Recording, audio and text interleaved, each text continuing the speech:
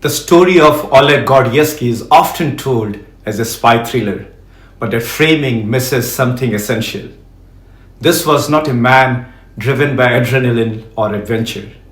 He was driven by patience, by fear, and by an almost obsessive belief that timing mattered more than courage.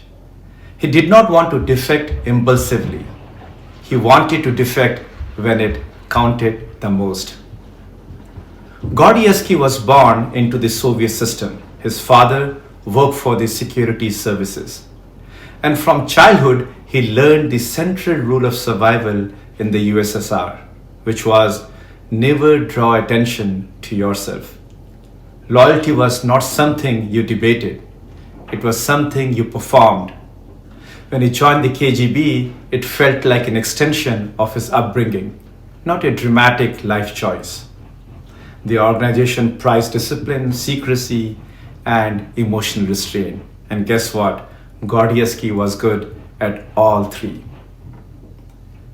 The doubts did not arrive suddenly. They accumulated slowly over a period of time. His postings abroad exposed him to a version of life that contradicted everything he had been taught.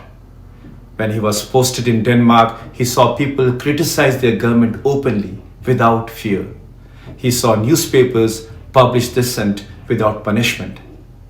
At first, he assumed it was surface level freedom, a kind of Western performance. But the longer he stayed, the harder that explanation became to maintain. Then came 1968.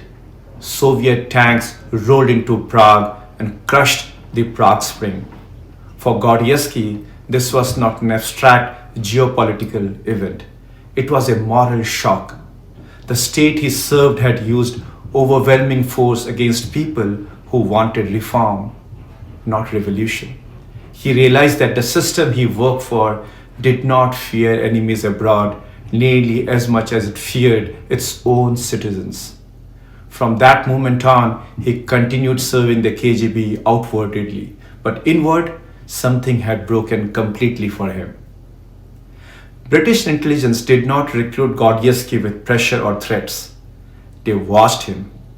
They listened to how he spoke about the Soviet Union, not with rage, but with disappointment. When he finally agreed to work for M16, it was not a dramatic conversion.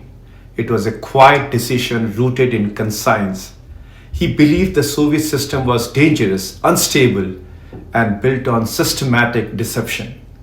He wanted to limit the damage it could do. And what followed was a decade of extreme restraint. Gordievsky did not defect. He stayed, he rose, he became more trusted by Moscow and more valuable to the West at the same time. Every report he passed was carefully calculated, not just information, but explanation. He told British intelligence how Soviet leaders interpreted Western actions, how deeply paranoid they were, how easily they misread NATO exercises as preparation for attack. In 1983, during the NATO exercise Able Archer, Gordievsky realized how close the world came to catastrophe. Kremlin genuinely feared a surprise nuclear strike. Soviet forces were placed on heightened alert. Gordievsky's intelligence helped Western leaders understand that their actions were misinterpreted, and adjustments were made accordingly. There was no public acknowledgement, no celebration, just a quiet step away from disaster. By 1985, Gordievsky had reached a critical point in his career. He was promoted to resident designate in London, effectively the incoming head of the KGB's London station. This was not symbolic. It meant access to everything, strategy, agents, priorities, everything that you can think of. From the Western perspective, he was about to become one of the most valuable intelligence assets in Cold War history. At the same time, Gordievsky understood the reality of his situation. He knew he would eventually have to defect. He knew the KGB always caught up with his traitors, but he believed timing mattered the most.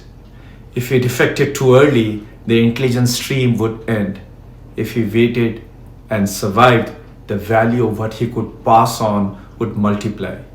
He was constantly balancing survival against responsibility. Then in May 1985, the telegram arrived. He was ordered back to Moscow immediately. No explanation, no discussion whatsoever. In the KGB, recalls were ambiguous by design. Sometimes they meant giving promotions. Sometimes it could also mean that they want them back for some consultation. And sometimes it could be arrest as well. Gordievsky did not know which this was. Crucially, he did not yet know for certain that he had been exposed. He knew there were leaks somewhere in Western intelligence. He knew suspicion was growing, but there was still a plausible scenario in which Moscow genuinely wanted him back to discuss his new role as future London station chief. M16 gave him a choice. He could defect immediately and stay in Britain under protection, or he could return to Moscow and take the risk. Gordievsky chose to return, not because he underestimated the danger, but because he believed that defecting at that moment would prematurely end his usefulness. He thought there was still a chance he could satisfy Moscow and then return to London and continue with his job. When he landed in Moscow, the atmosphere felt wrong, not overtly hostile, subtler than that, but absolutely the environment was not conducive enough. Conversation felt rehearsed, questions lingered just a little too long. He was eventually interrogated and subtly drugged as well, pressed for inconsistency, then released, not arrested, not cleared, just watched. This was the trap. The KGB did not need to charge him immediately. They wanted to observe him, disorient him, break him psychologically. Gordievsky understood what that meant. He did not know how much they knew, but he knew the perimeter was closing. Eventually, the pressure became unmistakable. He realized there would be no return to London, no resolution, only escalation. There was a plan that M16 has created way back in time for extracting him in case of such emergency. The plan was made simple, although it was very hard to execute when you're going through so much. On a specific day, Gordievsky was instructed to walk along a predetermined route in Moscow, carrying a specific shopping bag, which is a plastic shopping bag of Safeway. If he saw a British diplomat walk past him eating a Mars or a Kit Kat, that would confirm the operation was active.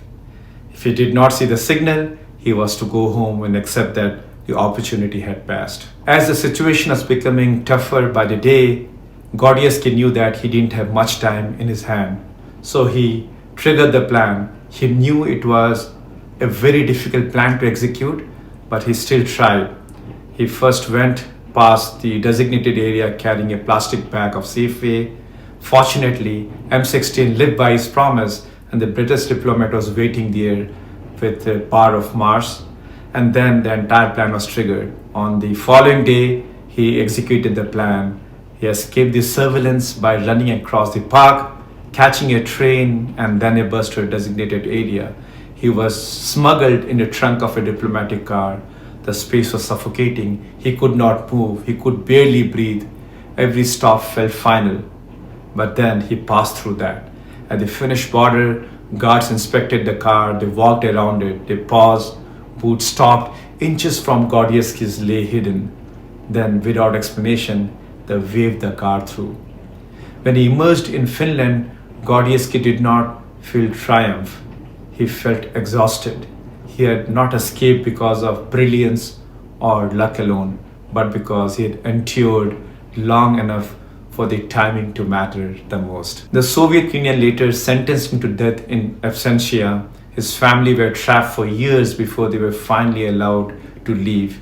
He never returned to his homeland again. Oleg Gordievsky did not bring down the Soviet Union. He did not end the Cold War, but he helped prevent its worst outcomes by explaining one side to the other when misunderstanding could have been fatal. He was not a loud hero. He did not seek recognition. His courage was quiet, sustained, and deeply uncomfortable. And sometimes history is changed not by people who act quickly, but by people who wait, endure, and choose the moment when truth does the most good. Thank you for listening. I do hope you like the story. If you do so, please give a thumbs up and also follow my channel for similar other stories. Thanks once again for listening. Bye.